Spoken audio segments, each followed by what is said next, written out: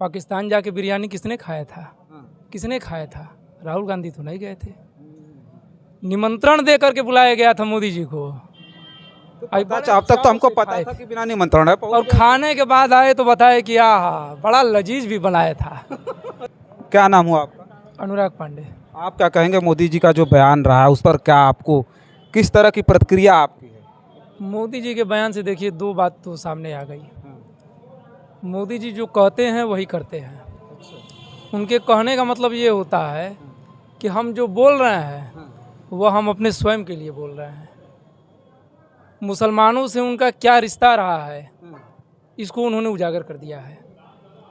धर्म की राजनीति हिंदू मुसलमान कराते हैं और खुद जो है मुसलमानों के यहाँ बैठ करके उनके साथ बिरयानी खाना, मुसलमानों के यहाँ जा करके बिरयानी भी खाते हैं? साथ में नमाज भी पढ़ते हैं।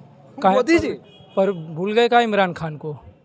पाकिस्तान जाके बिरयानी किसने खाया था? नवाज शरीफ। नवाब शरीफ। किसने खाया था? राहुल गांधी तो नहीं गए थे। निमंत्रण दे करके बुलाया गया था मोदी जी को।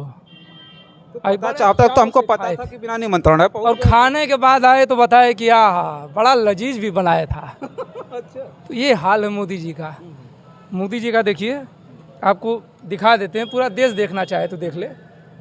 अपने बैठ के नमाज पढ़ेंगे, कमला पढ़ेंगे, मुसलमानों को गले लगाएंगे, सब कुछ करेंगे, मगर जब मुसलमान के गढ़ में जाएंगे तो सुरेश रैना और फलाने और कौन कौन जो क्रिकेटर हैं मुसलमान के वो उनके भाई हो जाते हैं। और जब हिंदुओं के गढ़ में जाएंगे तो कहेंगे कि दे देंगे सारी संपत्ति उठा के। वो अपने बच्चों के बारे में बता रहे थे। अच्छा, योगी जी का जो बयान आया कि हम जो है विपक्ष जो है माफियाओं के जो है मज़ार पे जाके फातिया पढ़ रहे हैं, अपने लोगों को ललकारते। उन्होंने कहा कि जाके कहना कि हम तो कमल पे ही वोट देंगे और 5 साल विपक्षियों को फिर फातिया ही पढ़वाएंगे। ये किस तरह का शब्द है? ये मुसलमान भाइयों को सोचना चाहिए। अब अगर इस बार नहीं जगे मुसलमान भाई ना तो आने वाले समय में, अभी तो स्लो पॉइजन दिया गया है, समझिए बात को। अभी स्लो पॉइजन दिया गया है। अभी आपको चढ़ाएंगे, बढ़ाएंगे, आपको अपने साथ मिलाएंगे, आपसे वोट लेंगे, और फिर जैसे ही सरकार बनेगी ना आपको पॉइजन दे के मुआ देंगे। ये मुसलमान भाइयों को समझना पड़ेगा कि उनके हितैषी कौन है, उनके भाई कौन है, उनके यार कौन है, उनके सगे संबंधी कौन है। आप पहचानिए कि कौन सी पार्टी आपके लिए खड़ी है, ये आपको सोचना है। योगी जी इतने बड़े पद पे बैठ के भी अगर इस तरह का बयान अगर देश का प्रधानमंत्री और मुख्यमंत्री करे तो अब इससे बड़ा गुंडा किसको कहा जाए? क्या कार्रवाई करेगी सरकार अपने ऊपर? अच्छा, यहाँ जो प्रत्याशी हैं पारसनाथ राय जी, उन्होंने कहा कि हम जो है चाणक्य के प्रतिनिधि हैं और नंद वंश का सर्वनाश जानते हैं। उन्होंने ये बता दिया कि मैं अशिक्षित शिक्षक हूँ। शिक्षित? हाँ, उन्होंने बताया कि मैं नकल का माफिया हूँ। मैं भी किसी के विद्यालय पर से जुगाड़ में पास हुआ हूँ। नहीं तो अगर आप जुगाड़ पे पास नहीं होते, आप शिक्षक होते, तो आपको भी ज्ञान होता। पहले आप जानिए कि नंद कौन थे। नंद के जो वंश थे कान्हा, वो कौन थे? विष्णु के अवतार हैं। ये पूरी सृष्टि जो बनी हुई है ना, ये विष्णु के अवतार को चैलेंज कर? बिल्कुल।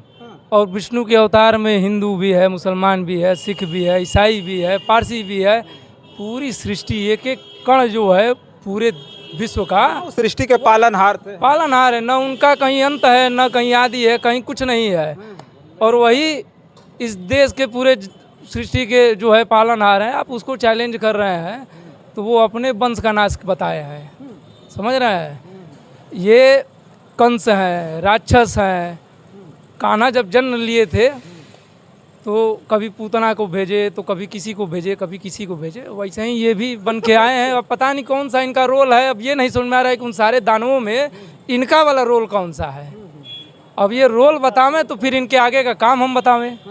नंद का वंश का नाश करने में ना अच्छे चले गए। अच्छा, ये भाजपा नेताओं का जो बयान है, क्या लग रहा है घबराहट में है? ये 400 पार का जो नारा था इनका सब हवा निकल गई? 400 पार तो खाली बस मंच पे न कहना है, वो भी उस इलेक्ट्रॉनिक माध्यम से कहना है जिसने कांग्रेस ने बनाया है।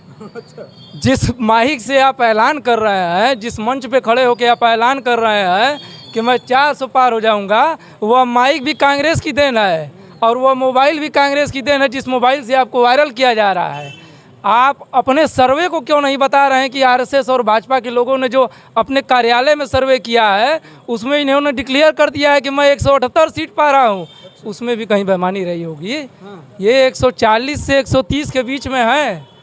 आपको नहीं यकीन है? अभी इनका राहुल गांधी ने भी कह दिया कि 150 के पार नहीं जा रहा। राहुल गांधी भविष्य के भी बहुत बड़े नेता हैं और रहे भी हैं, शुरू से वो तो पुश्तैनी रहे हैं और आगे भी आने वाले समय में उनका और कद बहुत बढ़ गया है। जब से भारत जोड़ो यात्रा उन्होंने किया है, लोगों से जब से जुड़े हैं ना, तब से वो बहुत बड़े नेता हो गए हैं। अच्छा क्या हाँ कुछ कह रहे हैं, बात खत्म करिए। वो गुफा वाली बात आ रही थी, हाँ हाँ तो अब इसमें देश की जो जनता है हमारी भोली वाली, उनको ये तय करना है कि जब उनका बुरा वक्त शुरू होता है, जब ठंडी का मौसम आता है, कड़ाके की जब ठंड आती है, तो उस समय उनको एक ऐसे नेता की ज़रूरत है कि जो बिल में चादर ओढ़ करके घुस जाता हो, कंबल ओढ़ के आ जाओ। एक ऐसे नेता की ज़रूरत है जो हाफ टी शर्ट पहन करके और ठंडी की मौसम में, बारिश के मौसम में आ करके आपको गले लगा करके और आपके ठंडक को दूर करके आपके अंदर ऊर्जा भरता है। ऐसे नेता की ज़रूरत है। ये आपको तय करना है और आप लोग मन बना लो कि 2024 में जैसे ही ये हवाई अड्डा पे पहुंचता है ना, इसका झोरवे लेके भाग जाओ। और नहीं भागोगे ना तो फिर उसी झोरवे में भर के तुमको लेके भाग जाएगा। इसको तय करिए आप कि आपको हाफ टी शर्ट वाला नेता चाहिए कि जो आपके लिए ठंडी, गर्मी, बरसात हर मौसम में आपके गले लगा ले, या गुफा में बैठ करके कंबल ओढ़ के मुँह चुरा ले। ऐसा नेता चाहिए, ये कि तय करा लो।